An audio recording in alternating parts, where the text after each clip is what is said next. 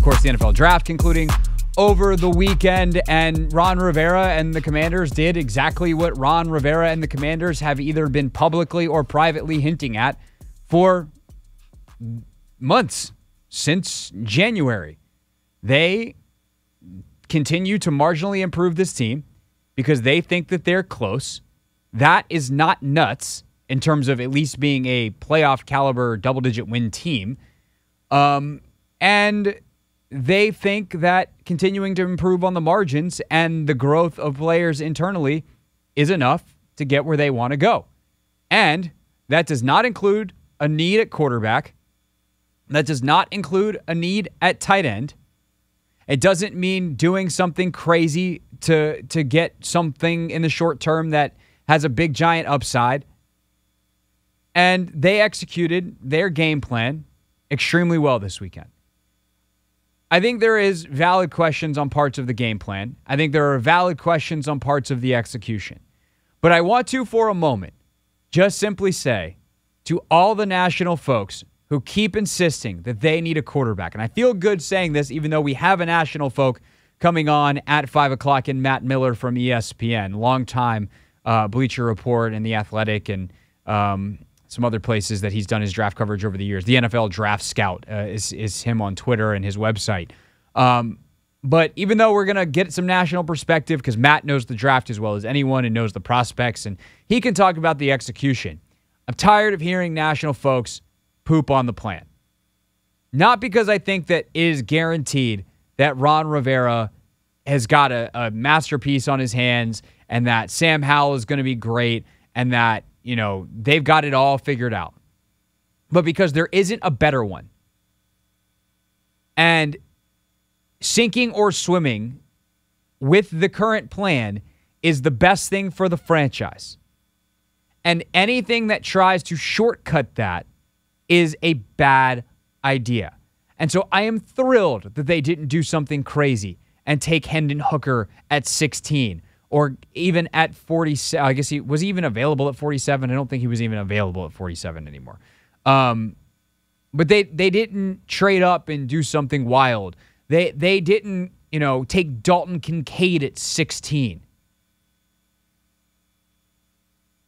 They didn't do the things that people who don't follow this football team apparently very closely think that they should do. And that's good. They're not succumbing to outside pressure. And again, I agree with the path that they're on. And I will simply go back to two things when it comes to specifically the quarterback position. One, if Sam Howell was in this year's class, a lot of analysts, the same ones that people scream about who didn't necessarily like this player, that player that the Commanders took, so they reached, even though the rest of the NFL might have been exactly where the Commanders were, and just sometimes they're different between the media evals and the team evals. Guys like DeJuan Jones, who teams have more information on. There's a reason he fell. All of those kinds of guys. If you had asked, where does Sam Howell go in this year's class, some of them would have had him just behind Bryce Young. Mike Renner told us as much on Take Command, formerly of Pro Football Focus, now with Bleacher Report, did their draft show. Like Mike's like, yeah, I would have put him right in the top. Like maybe behind Young, maybe behind Stroud, but he was Sam Howell was his QB1 in last year's class, ahead of Pickett, ahead of Malik Willis, ahead of all of them. So why would you take a quarterback essentially 2 years in a row if you feel like you got a second rounder last year? Secondly, Jacoby Brissett was, by some metrics, a top 10 quarterback in the freaking league last year. The idea that they now needed to go spend their first or second round pick on a quarterback in a bad quarterback class, I shouldn't say in a mediocre quarterback class, when they could easily just support that guy and fill other holes that they need with quality players because their class was deep elsewhere, specifically at, defensive back where they spent their first two picks, doesn't make any sense. So Well, yes, I do have questions about Braden Daniels and his ability to play tackle based off of some evals and talking through it with Logan and all that kind of stuff. Do I have questions about the intelligence of taking 2 edge players, for instance, this year, even if I kind of like both guys? Sure, you could always poke holes. Could you complain that they didn't more solidly address tackle? Yes, I think that's fair. I still think the O-line depth is a major question. But what they did was smart. They're a better team now than they were last Thursday. They will continue to get better through the next wave of free agency. They're going to have to make some moves in order to do that because they need to create the cap space to sign the next Charles Leno, whether that is to replace Charles Leno or to upgrade elsewhere on the line, ideally at left guard. But we also need to stop this revisionist history of what last year was. Last year, look, it was real bad to start. I remember distinctly after the Tennessee game, sitting down for Take Command to record our post-game pod with Logan with a beer in my hand, cracking it and proclaiming, this is a bad football team. And you know what they did from there? They finally benched Carson Wentz against their will because they had to because of injury. They instantly got better because Wentz was an enormous problem. They fired the offensive coordinator that was also an enormous problem. And they're going to get Chase Young back. Jamin Davis is a completely different player now than he was going into last year. And you've got other guys who will continue to grow internally. And if healthy, a guy like Benjamin St-Juste could be game changers. At that point, you're playing the same game that everyone else is in the NFL. You're hoping your key guys stay healthy and that your stars produce. And if they do, it's a 10-win, 11-win football team. And if they don't, either they don't produce, and that could be a miss on the eval or whatever other injury, obviously, then they're going to be bad. And if they're bad, then they'll fire the coach with the new owner. They'll be in the Drake May, Caleb Williams sweepstakes at the top of the draft next year. And that's also a good place to be. So I don't know why it got to me so much this weekend, why I'm starting the show a little bit agitated, irritated today. But whether it's fans who I feel like were on one this weekend in a way that this fan base hasn't been in a while, or national pundits who think this team is the worst team in football and is run by a bunch of idiots. I'm not telling you that they got the best coaching staff and the best front office in the league, but I literally don't know what you're talking about. I don't know what more you want outside of them picking the guy that you think, in your opinion, is better when it's their job to know. And that's not to say we can't question them ever. It's not to say we can't question them often. It's not to say we can't ponder and poke holes and that everything they did was perfect. But on the whole, they get like a B from me for the weekend. There wasn't an A necessarily to be gotten either. And I think sometimes that's the reality that we also need to face. The league is not something that you control as a team. You have to get lucky. You have to have the circumstances present themselves to you to take advantage of. They missed in 2020 on Justin Herbert. That was a self-own, if you will. Full failing marks on that one. Especially considering how Chase's career has played out so far. But you can't downgrade them for taking Emmanuel Forbes because they didn't trade down when there was no one to trade down with. You can't downgrade them for Jartavius Martin, for Quan Martin, because you like a tackle from Ohio State better who is still available by, I think, the 4th round. Because of real legitimate questions about his ability to produce at the next level when Quan Martin was the best player left on their board. It's their jobs to know. And the thing that I think is artistically beautiful about the plan the way it is if it fails, then we know. If it succeeds, then it's successful. And either way, that is a proper step forward for this franchise. And it doesn't involve a little bit of emotional disassociation to be able to accept the failure is ultimately a good thing long term. And is that very fun as a fan? Yes and no. But that's where we are. That's where we are. It's the Hoffman Show. We're on the Team 980, always live as well on the free Odyssey app. We are streaming live as well on YouTube. You can watch youtube.com/@theteam980. Matt Miller is going to join us at 5 o'clock from ESPN. Michael Phillips at 5:30. We're talking hoops in the 6 o'clock hour, but we continue with our draft talk next as we hear from Ron Rivera, Martin Mayhew, what they said about their draft over the weekend. It's the Hoffman Show on the Team 980, and we're also streaming live as well on the free Odyssey app. So, obviously, NFL draft this weekend. Ron Rivera and company get their guys, and I think that's important, right? You got to know what you want for your team, and that's another thing about kind of the national conversation around not just the Commanders draft, but about all these picks, right? You know, Anthony, we were texting earlier this morning, and I was explaining this to you as well, the way that teams actually operate.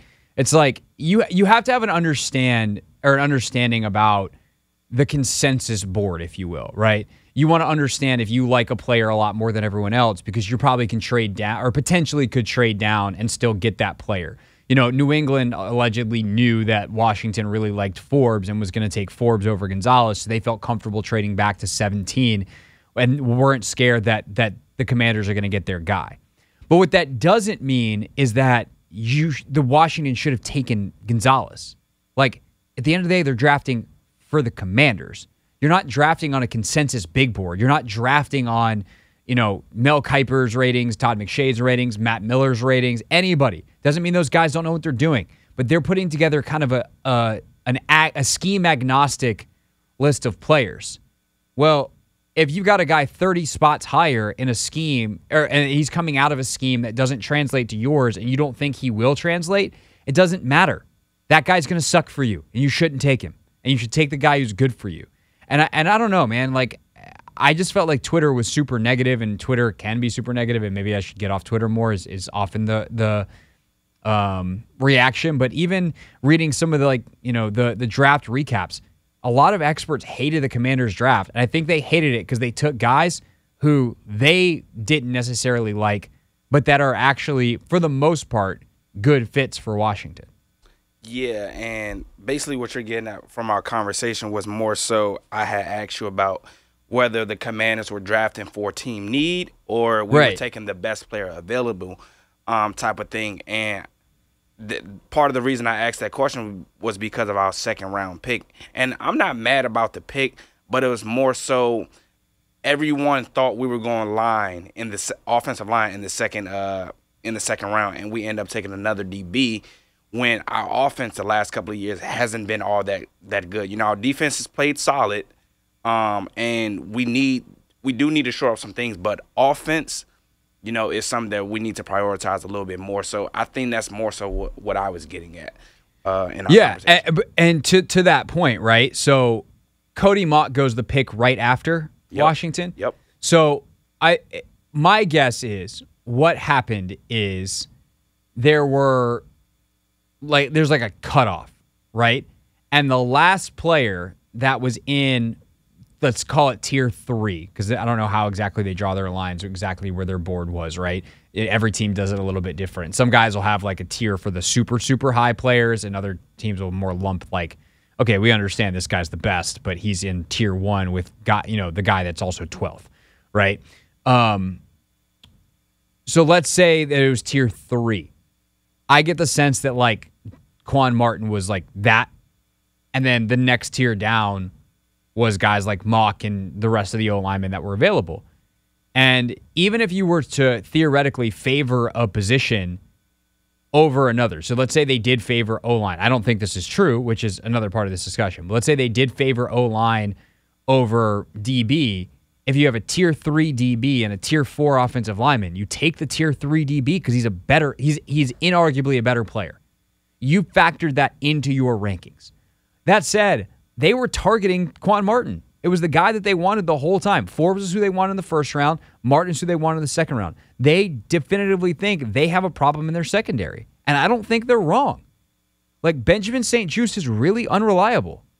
And I feel bad for BSJ because he seems like a great dude, and I'm sure he works really hard, and that injuries happen in football, but they happen to him more often than other players so far in his NFL career. he also is a player, despite how well he played last year, especially after he kicked outside, that has 0 career interceptions and had 0 career interceptions in college. Kendall Fuller, their most productive in terms of interceptions player, is a potential casualty situation. They felt like they could upgrade there, even though he was probably their best corner last year and certainly their most productive again on the turnover front. But as they look to extend Cam Curl and they look to eventually work with Montez's contract or Chase's or whoever they pick next year, they've got a need there in the future. And then on the inside, like, Danny Johnson's your current starting nickel. I love Danny. Not as my starter. So the idea that they, and then you flip it over to the offensive line, they have a hole at left guard. That is a problem.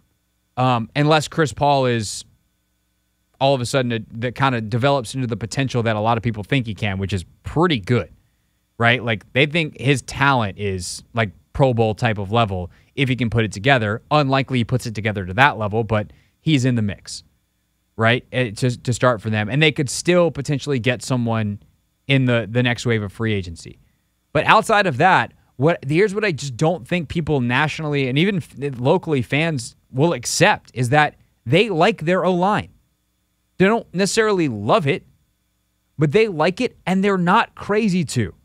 Part of the reason Leno was bad last year was because they had extreme inconsistency at center, a bad quarterback in terms of protection in Wentz, and the guy playing next to him was a rotating carousel of bad play. Like, Norwell is the one guy that Ron keeps forgetting talking about in the left guard battle, even though he's still on the roster. He's gone very soon. And so if you get a better left guard next to Leno, he's going to play better. If you have a quarterback who actually gets the ball out of his hands and gets the proper line calls, Leno's going to look better. And you have a better scheme that knows how to protect and insulate offensive linemen, which Scott Turner didn't think mattered, apparently, based off of the scheme of the last couple of years. He's going to be better. They needed a center. They got one in Stromberg. Gates is also a guy who's played center and at a decent level in the NFL and should continue to get better because he's still kind of young and is farther removed now from his injuries. Right guard Cosme better be like an all-pro level guard. I mean, maybe not all-pro, but Pro Bowl level. Because if not, why the hell did you move him inside? And then right tackle, again, I don't know how to tell people this because a couple of analysts think that Andrew Wiley was a better left guard.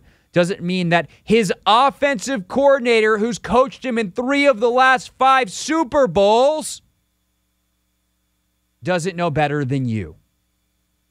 Bieniemy targeted and signed off on Andrew Wiley playing right tackle. Again, that doesn't mean that he can't kick inside and guard if they were to find a better option. But they are fine with that, and Eric Bieniemy knows how to call plays to take care of Andrew Wiley.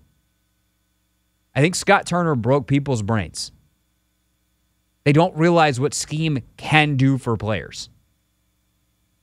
And then at tight end, all they were going to do is draft a guy that has the same traits as the guys that they have. Why not see if Armani Rogers, Cole Turner, Curtis Hodges, all these dudes you need one of those 3 to pan out to pair with Logan Thomas. And if he's turns out that he's great, back off the ACL. And if he's not, you cut him and you move on and you save the cap space. And John Bates is a really, really excellent blocking tight end. Like, Bates is kind of, in his spot. But Hodges,